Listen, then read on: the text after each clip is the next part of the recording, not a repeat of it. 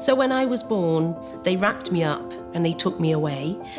Didn't show me to my mother at all. Being 15 years old, being able-bodied, leaving an active life, and within 12 hours going from first symptoms to life support machine. So it was that quick. Your foot obviously is gone, and my leg was just finished in a bloody mess, is the only way I can describe it. I certainly never really woke up thinking, I really wish I had been born with legs. I never remember thinking that. I actually felt like an alien.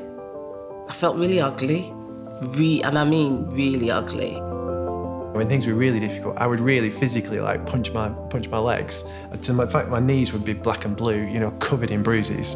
It's so difficult being in skin that you don't want to be in, because it's always going to be there. It's attached to you.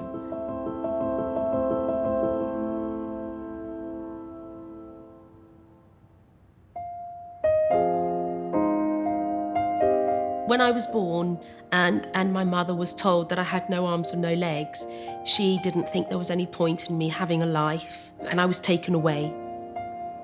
In the 60s, disability was looked down upon. It was like mothers were told, don't keep this baby, just get rid of it, you can have another one.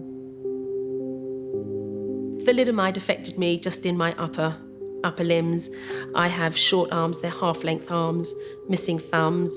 My arms are actually deformed, the shape of them is deformed, and I have very small shoulders. But my legs were all right.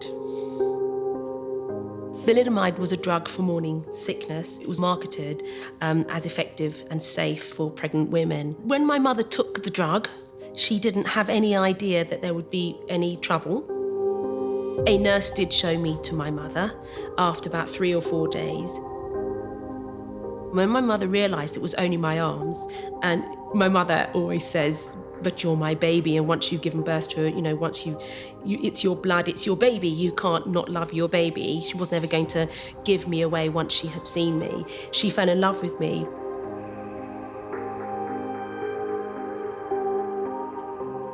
It was the day before my first birthday when I was badly scalded, which left me with 34% burns to my body because some of my fingers on my right hand are so fused down. They just had to amputate because they just died. I wasn't going to survive. They gave me 24 hours and they took my mum in a room and said, she's not going to make it, make the most of these next 24 hours because she is going to pass away. My mum had put me in the bath. The thermostat in my house was broken and she ran out to get a towel, and then literally within them few seconds I had got really badly scalded. But at the time she didn't realise that I was burnt. She took me out of the bath. I wasn't crying because I went into paralytic shock. So obviously she had no idea. That's when my skin just melted off. It was so badly damaged that I just couldn't even hold on my body anymore. And that's when she realised that obviously something very wrong had gone on. Well, I was born without legs, and they weren't expecting that. Days before kind of scans, it was a big surprise to my parents. They had lots of medical people telling them of a baby who had potentially lots of problems ahead of him. I remember so often as a child, if on a summer holiday, and there would be people staring and pointing at us. My sister and I would stare back and point back. As a child, and certainly as a young child, I needed to have my legs off, otherwise I was never wouldn't have played properly. I remember different things from primary school. I remember I had put an inordinate amount of effort into the wheelbarrow race. I didn't just win, I dominated it. In retrospect, maybe it was too much effort into the wheelbarrow race. When I started my first primary school and I walked into the classroom and there was just a sudden gasp of, oh. And I thought, why would everybody say, oh? whole classroom saying that to you, you know there's something different about you. I grew up in a place in Yorkshire called Huddersfield. It was quite rural. It was kind of like there weren't many people that looked like my family there.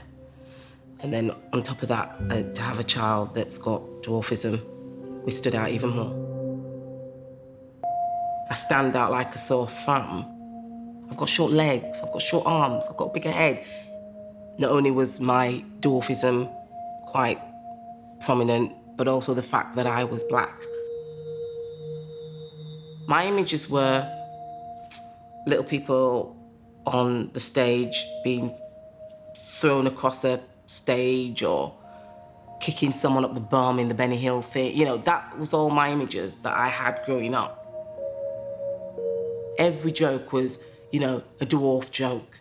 I was the butt of all the jokes. My family, telling them the daily battles that I was going through, the torments, the not so nice comments, I just didn't want to burden them with that. So I wore that like an iron coat. As a teenager, I was always doing something, so I could never sit still. I don't think I ever really knew where my limits were. Where my life changed in a second was the day of my accident, which was the 27th of January 1996, 5 p.m. On a Saturday. You know, these kind of things don't sort of leave you. I'd gone out sledging with my friends and I was jumping off a wall and chasing cars down the road and all that sort of stuff. We were on our way home, and so rather than walking down the hill, I'd sledged down the hill, but to make it a bit more exciting, I went backwards. It's 5 o'clock, so in the middle of January, it's dark. I hit a tree, and it was that moment when everything changed. For me, there was no dawning moment of the consultant coming up to me and saying, "I'm really sorry, you know, you'll never walk again." You know it, like I knew it more or less straight away. You could tell, because you just stop feeling your legs. You know, all of a sudden, something that you could feel before, you can't feel anymore. And you know, you don't, but you almost need to hear the words. The first time they put a wheelchair next to the side of your bed, that's the moment that you realise that things aren't going to be the same again at that point.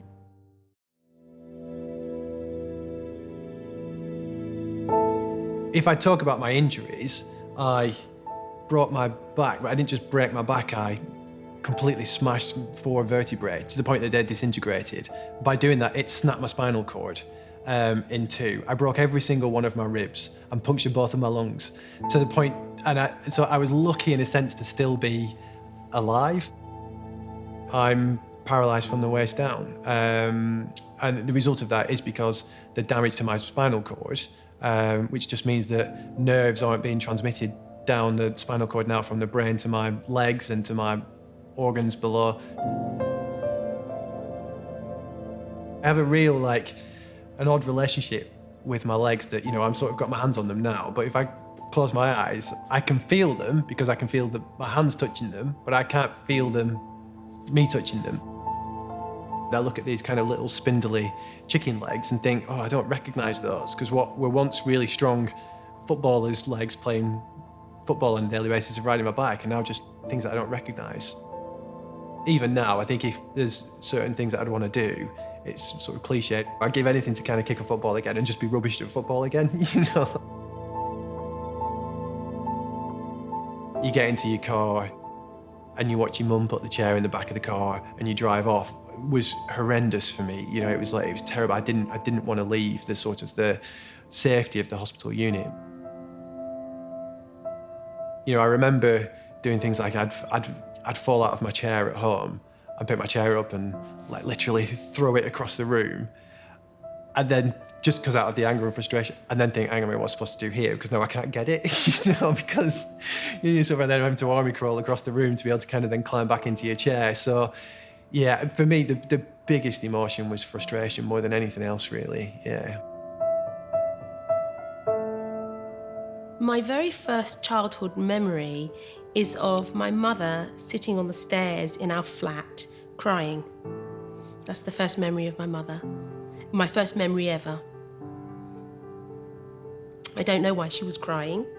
I think from my memory that there had been a fight.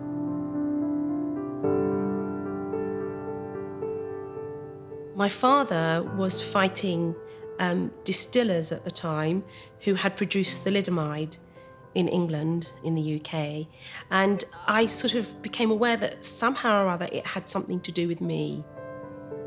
It was like, oh my God, that's me, those are my arms, they're not like my brother and my sister. I look different, I am different. And that was my real conscious first awareness. There's a lot of pressure telling the parents of thalidomide that they were the guilty ones, it was their fault, and that they were responsible for the damage done to the children. The public stared and made disgusting comments. Oh, what a pretty dress, shame about the baby.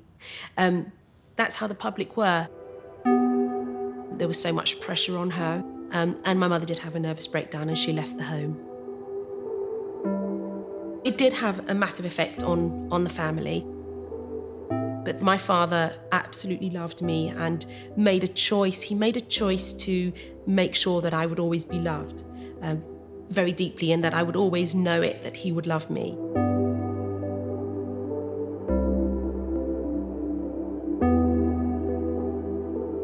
It is incredible, isn't it, how you just never know what is around the corner. That day was the day where, in a split second, all our lives were completely changed. I knew Nico had been killed because Amber had been shouting, "Daddy's dead, Daddy's dead." I didn't know about Emily, but it turned out that she'd been killed by the boat as well. So it was the bank holiday weekend in 2013. We were on the beach, and then we decided to take the boat out. And then things started to go wrong. It was like a perfect storm of events that kind of all came together to cause this horrendous accident to happen. And the boat to rear up and the 6 of us to be thrown into the water. The boat was then roared away, and because it was on a full turn, came circling back to all of us, like sitting ducks. And we couldn't escape, and it just kept going round and round and hitting each of us as it went. I'd gone to grab my son because he was the most vocal. He was only 4 at the time. It came around and I felt the hull of the boat hitting my chest and winding me. What I didn't feel was the propeller cut my leg, and I saw his leg, and his little white trainer was floating on the surface of the water, and I remember thinking, oh my God, he's lost his foot. There were a few times in the hospital when I literally was like a sort of wailing woman, you know, tearing my hair out, and I remember having to be sedated twice. And I kind of look back at it now, and it's almost like an out-of-body experience. I was kind of looking at myself lying on the bed. I was like kicking my legs against the frame, banging my head. I don't know what I think I was going to be doing, but I just had completely kind of lost control mentally and physically.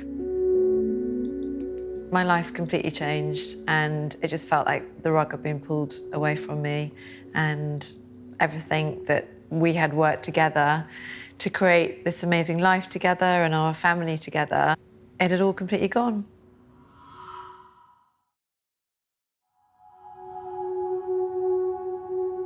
The symptoms were just so normal, really.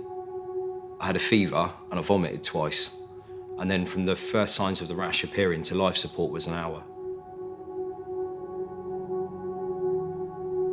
Being 15 years old, being able-bodied, leading an active life, and within 12 hours going from first symptoms to life support machine. So it was that quick. It's pretty obvious that it was meningitis, that everything shut down except my heart. They put me into an induced coma. Machines were keeping me alive at this point. And I literally didn't get enough blood to the ends of my legs and the tips of my fingers, which is why they died. They gave me a 20% chance of survival, and I think that was just being nice to give my parents some hope. I think they thought it was just a matter of time before I died. That's how poorly I was. And I think my dad cried every time he woke up because he thought it was a dream, and then he'd wake up and realise it was real.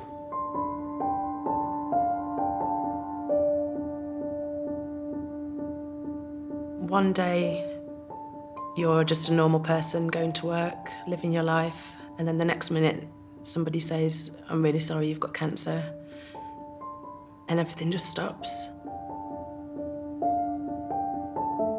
I was diagnosed with grade 3 breast cancer.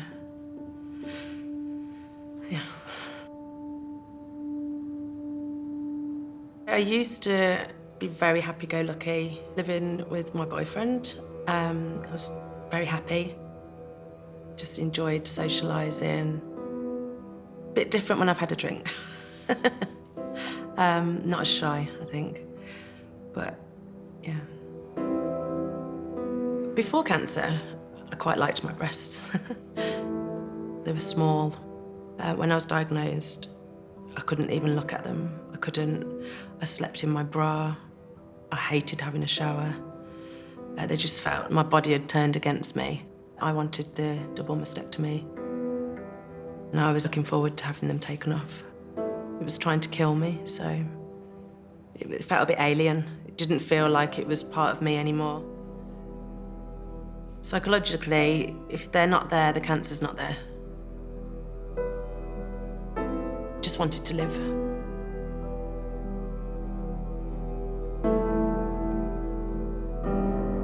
I was told one day in intensive care, a surgeon came to look at my legs and couldn't feel a pulse. So he told me that I was going to have my legs amputated. And I remember at the time I had the trachea in, so I couldn't speak. And I remember screaming when I found out, but no sound was coming out because of the trachea. And my parents were in bits and the nurses were in bits. And you can imagine it's really tough being 15 years old and being told that you're going to have your feet cut off. I was in hospital for a year in total. I had to wait 3 months watching them die. They looked horrible, they smelt bad, and it was just, you knew that they were dying. And I wanted to get on with my life, and I couldn't really get on with my life until I had the amputations. They kept going as long as they could until I think gangrene starts to set in, and then that's it. It has to be done almost there and then. In intensive care, there was a girl in the room next to me she was really poorly as well. And she kept sort of screaming out, "Let me die." And I remember just thinking to myself, why would anyone want to die? It just flicked a switch inside me of wanting to get on and not wanting to give up. And I don't know where that came from. I kept asking the physios if I could have extra physio sessions because I wanted to get better. And as soon as I could, I'd get down to the physio gym and start lifting weights. I just made the conscious choice that I wasn't going to let this beat me. I was going to get on with my life the best that I could.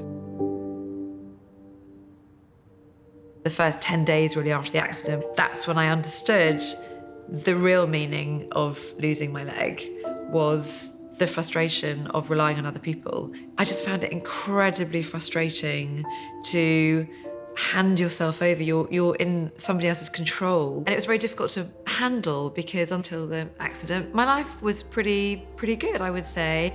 I went to university, got a job in London, met Nico, and we fell in love and had 4 fabulous children together. I had quite a fear of failure because I lived this amazing life. I think I was very conscious of wanting to be in control of everything and wanting to do everything perfectly.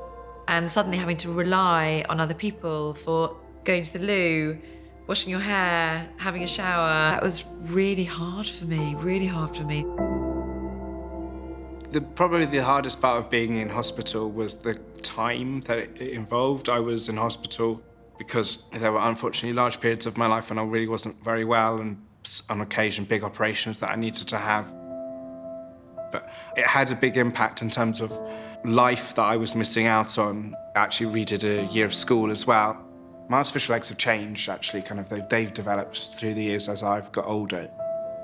I have an electric wheelchair, which I have had since I was 6 or 7, which is to help me reach things up high or carry things whilst I'm moving about. So that was really big for me. And then I had legs with crutches, and I learnt to walk with those. I certainly never really woke up thinking, oh, tomorrow I really wish I would have been born with legs. I never remember thinking that. It just looked disgusting, because what happens when they amputate a leg is they kind of wrap it in a sort of cling film. Your foot obviously is gone, and my leg was just finished in a bloody mess, is the only way I can describe it. So it was utterly revolting. I definitely feel that I'm more noticeable when I'm not wearing my leg. At the beginning, I hated people seeing me. This is my prosthetic leg. Obviously, I am below the knee amputee. It's a socket and metal. There's a button kind of hidden underneath the foam and the silicone, so you just press that button and then you just pull the leg out like that. That's the way it works, so very clever. You know, people talk, don't they? And it's always kind of, it slightly makes me smile a bit now when people say losing a loved one is like losing a leg or losing a limb. It isn't, I can tell you that, having lost both. You know, your limb is part of you, but it's not part of you. It's not part of your inner soul and being and your everyday life. A third of my family had gone like that in a completely split second.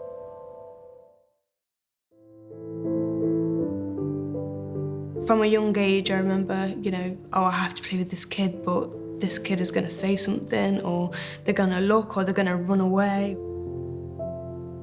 I was always prepared for that. I have to prepare for other people's reactions constantly, all the time. Yeah, it's difficult. It is difficult. I remember I got on the bus literally around the corner from my house, and you know, he told me how much the fare was, and I gave him the change, and he must have noticed that my hands were like different, and he refused to put the change in my hands, as if I had some sort of like disease. It was in front of people too. It hurts.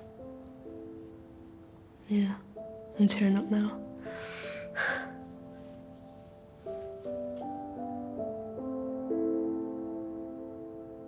When I was 15, I was becoming very self-conscious. Although I described myself as a person who had this massive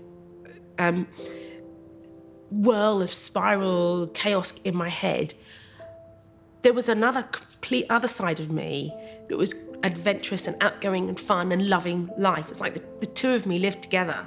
Nothing would stop me. So it's like I wanted to go backpacking around the world. Why wouldn't I go backpacking around the world?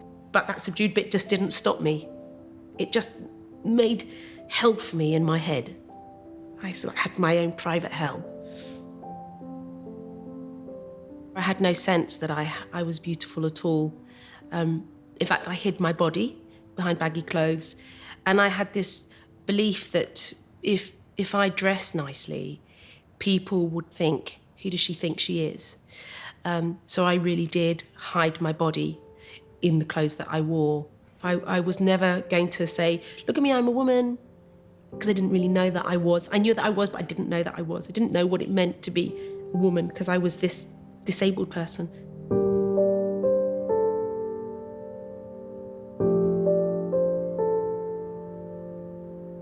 My teenage years were pants in terms of boyfriends and that. It was just a minefield of explosions going off in my head. It was just too much to deal with. But the thing is, my friends never knew about that because I rattled with it privately.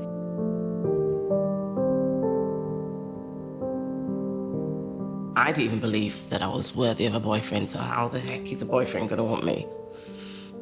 So, yeah. I'm ashamed to say this of myself, but that's how I felt then. I felt really ugly, and I couldn't bear to look at myself in the mirror.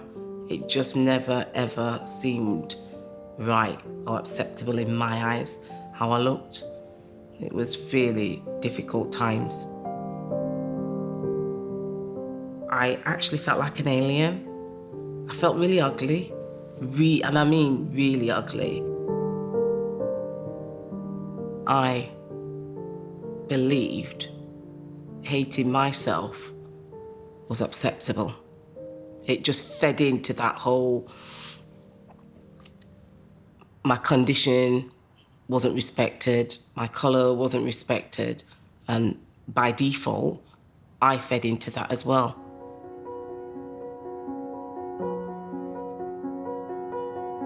I was 14 years old when I kind of hit a rock bottom and I chose not to go out. All my friends were getting boyfriends and I couldn't even look at boys. They were following the latest celebrity looks and following this ideal perfection. And I couldn't do that. I was this kid with the burns. For maybe a good sort of 5, 6, 7 years maybe after my accident, at times I was in a really dark and difficult place and had a really kind of outwardly, I felt as though I was having to be this person that was jolly and happy and strong and doing stuff. Privately at times, it was really, really hard. I would do things like I would sit in my house, just look at them sort of fascinated. And on the one hand then, and it would start, I'd pick the hairs out and watch my legs twinge. And then I would sort of, I might stick something in my foot or put a really hot tap on my foot to watch it react. When things were really difficult, I would really physically punch my legs. In fact, my knees would be black and blue, covered in bruises, I could get away with it because I was wearing trousers and you wouldn't limp because no one saw it. And that's not probably something that I've ever really told people before. I would shout at them, why don't you work? And it is like, you can't necessarily get your head around why something that you can look at and you can touch and is connected to you doesn't work. I wasn't at the stage where I wanted to do something serious to myself, but if a lorry had come and wiped me out, I wouldn't have necessarily thought that was the most tragic thing that could have happened. I just remember thinking, I'm not even a woman anymore. There's not actually anything that makes me a woman at the minute. I just felt like a shell. Ultimately, women, they have breasts. You have hair, eyebrows, your eyelashes. I had none of that. Everything that I felt made you a woman was gone. Everything. I would often just sit in front of the mirror and cry and cry. I am very lucky. My boyfriend Aaron, he always said he didn't really care what I looked like because to Aaron I still look like Amy. I didn't feel like Amy, but I looked like Amy to him. Bless him.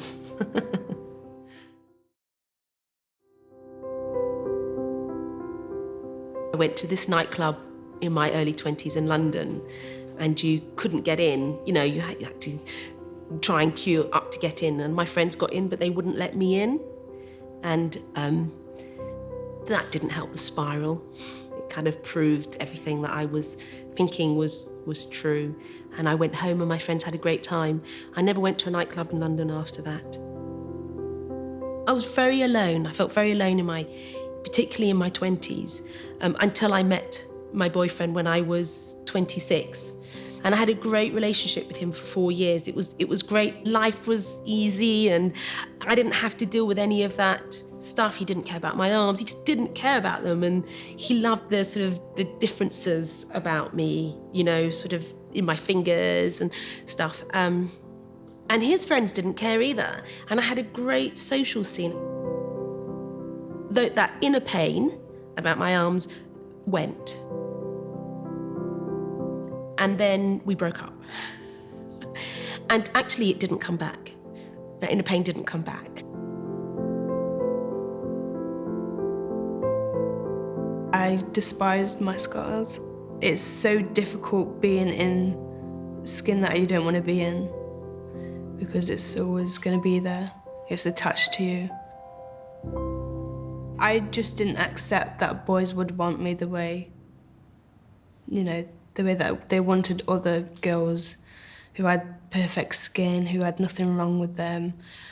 I'd just be like, why would a boy want to go out with me? I didn't know at that point. I couldn't see how I was going to be in a relationship. I couldn't see how I was going to have kids. I couldn't see how I was going to have that sort of what I would call a normal family life. And that for me was tragic. That was written in my little life timeline, that at that point when I was 16, that's what was going to happen to me. I was angry that at certain experiences that I wanted to have, like, it sounds like I'm in a Mills and Boon book, but holding someone's hand and walking down the beach or running into the sea, all the sort of that, you're not going to get that experience. I didn't feel as though there was lots of things that I could do where you get that sort of instant peak of euphoria. So sex being one of them, certain parts of you can't feel, so you don't get that sort of sense of euphoria that you do in like sexual relationships.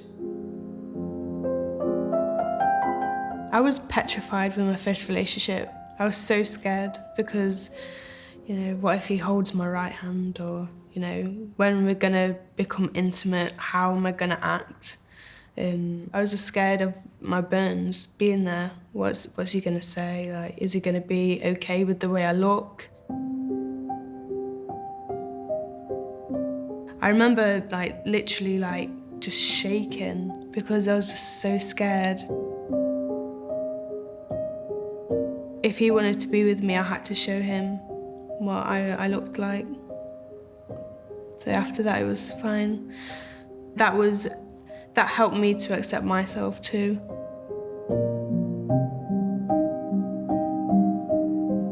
Pivotal time for me, I think, was when I was probably about 26. I was living on my own. I wasn't very happy. I didn't have a social life. I didn't have friends in the town that I was living in. I thought that something's got to change here. I thought, do you know what? I'm going to move to Manchester.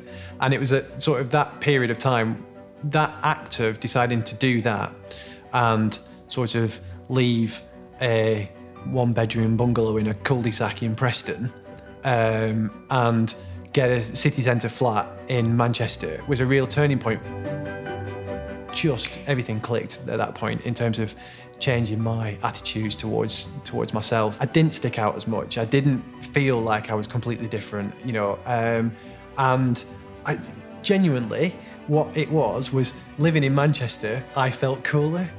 So it was the first time, I think, in a long time since being in my chair, I'd felt cool. In Yorkshire, nothing felt possible for me. As soon as I hit 21, as soon as I hit London, it was almost like everything and anything is possible. It was as if nobody knew I had dwarfism. Well, at least they didn't care, let's put it like that. They did not care. It was, I can't even explain. It was freedom. It was like a breath of fresh air. It was like, this is where I need to be. I was 21 when I got my first date, and it happened in London. It was surreal. I actually thought he was joking. I had to get past all that bit first, like, is he actually taking the mick? You know what I mean? Because that's what I got a lot in my teen, and that it was quite offensive to sort of ask me out on a date sort of thing. So when it actually happened for real, I questioned, is he joking or is this a laugh? It was now happening to me, and it felt bliss. It felt amazing. I always had an idea that I wanted to be a mother. A lot of my friends started quite young. I always wondered if I would actually be able to deliver a baby. Am I even capable of being a mom? And then it's, if I do become a mom, is he gonna be little like me?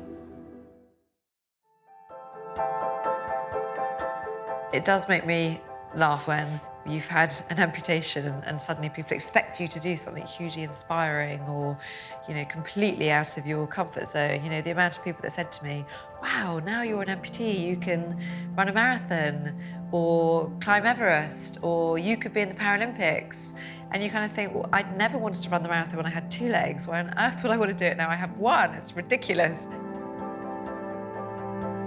day that probably changed it and I kind of had a direction was when I tried disabled sport. I'm ashamed to say this, but my wife Vicky convinced me to go down to a taster session. I tried some sports. I realised they were just like me. I'd been an idiot and I absolutely loved it. Turns out I quite like knocking people out their wheelchair, and that's where I sort of stayed. I had this amazing opportunity then that they said, Aaron, we think you've got potential. If you work your backside off, you could go to the London 2012 Paralympics. That's what I went for. I had to work a full-time job as well. So I get to the gym between 5 and 6 in the morning, train till 9 o'clock, and then go to work. I'm gonna have 5-minute power naps in the disabled toilet because I was so tired. I guess I had the opportunity to do the thing that was out the norm, and I wanted to live my life and I wanted to do all these things, and it built from when I'd been poorly and just that feeling that I'm gonna do this. I've made positive choices, I've worked really hard and I've been selected was great. I think I would make a great parent, and I think, you know, I've got a really sense of perspective on the world that I think I'd like to be able to give to somebody else and help someone come into the world. Like now, if I wanted to have children, I'd need to do that through IVF. There would have to be meticulous planning. But equally, in some respects, I've almost sort of had to make peace with the fact it might not happen. My life was mapped out before I even knew it, because there was just constant conversations taking place. Right there with me in the room, as if I wasn't there, telling me what my life was going to be like. I wouldn't get a job, I wouldn't be able to work. I wouldn't obviously get a boyfriend, I wouldn't be married. I did actually end up becoming a mum. I'm mum to my son, Reese. I was 6 months pregnant when I found out he's got dwarfism. And I cried all day. Cried all blooming day. And I remember looking down at my bump and actually apologising to him, because I knew he was a boy as well. And I said, I'm really sorry for the life that you're about to.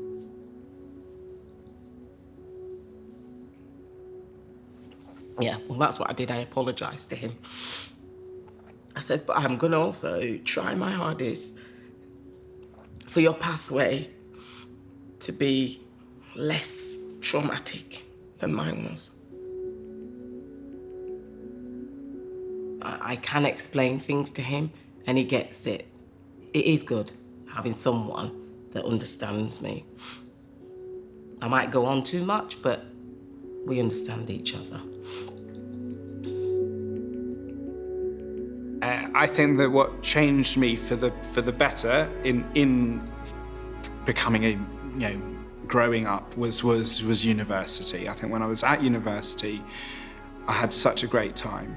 I was surrounded by all different types of people. Then didn't seem to be as much of a factor.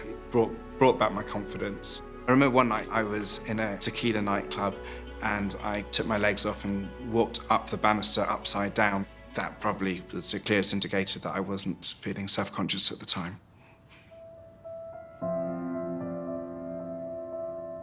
I met Sarah, my wife, 7.5 years ago at a mutual friend's birthday. It's all going very well. Joseph is the best part of my life. He's brilliant to be around. I come into the house with my legs on, and he'll come running up to me and, Daddy, take your legs off, take your legs off. And that's normal to him, and that's what's brilliant. And there's this, the normal to him is me without my legs. He doesn't particularly like it when I have my legs on.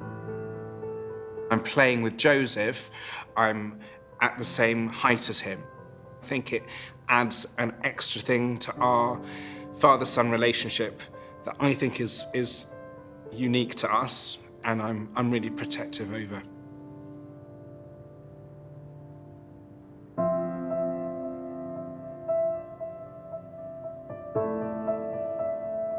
There were rumours that some thalidomide women weren't able to have babies. Worry that it would have a disability kind of went through my mind. And I did a lot of research into it and realised that actually that's not possible, because thalidomide doesn't affect you genetically.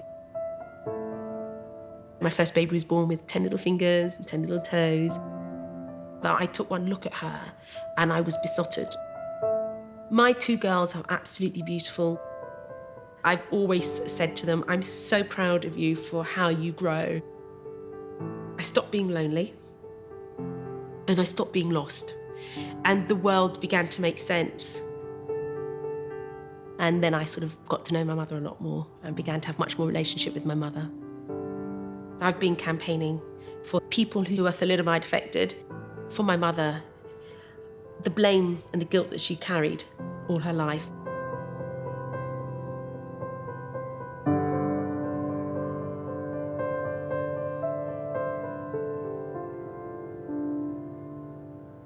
At the moment, I'm just waiting for an appointment to have breast reconstruction surgery for my new boobs. So my current status at the moment, there's no cancer. It's all gone.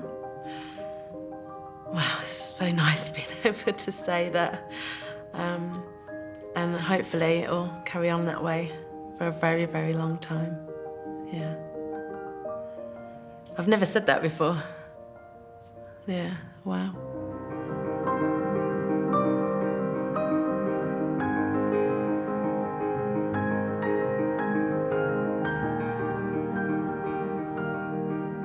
What I'm genuinely hoping for is that you just see past my dwarfism and just see me. I am a person and I like a laugh, I like a drink. You know, I'm a bit partial to the odd chat-up line. This is Mary.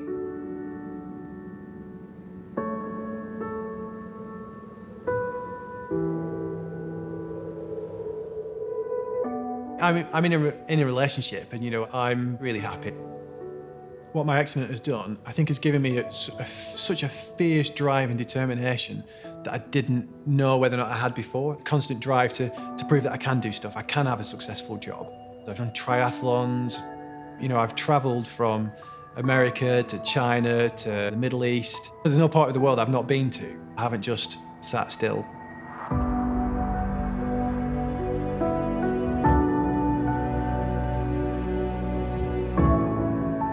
I so wish I could pick myself up when I was 15 and gone, don't worry, it ends up all right. Maybe not even just a Paralympian bit, just, you know, here's your lovely wife and your kids. Don't worry, this is all going to be okay eventually, I suppose. You've got a few tough times to go through first, you've got a few hoops to jump through, but when you get there, it's great, don't worry.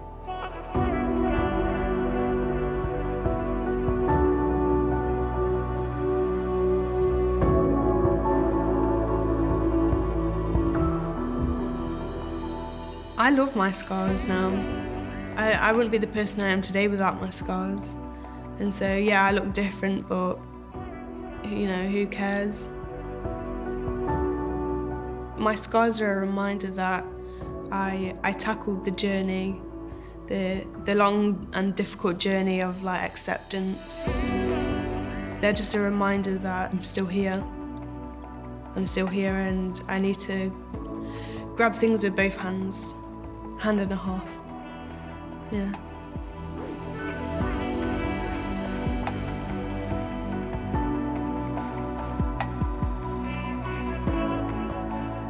I still find myself looking at myself thinking, oh, that's a bit freaky. I'm very determined and very driven to fight against being an amputee, and it's really important for me to show my children that I'm able to do things. Sometimes I think the accident has taken so much from me, which obviously it has. It's taken my husband, my daughter, my leg, but I've also taken from it. There's no perfection. There is no perfect life, and life is about the good bits and the bad bits, and the bad bits make you appreciate the good bits.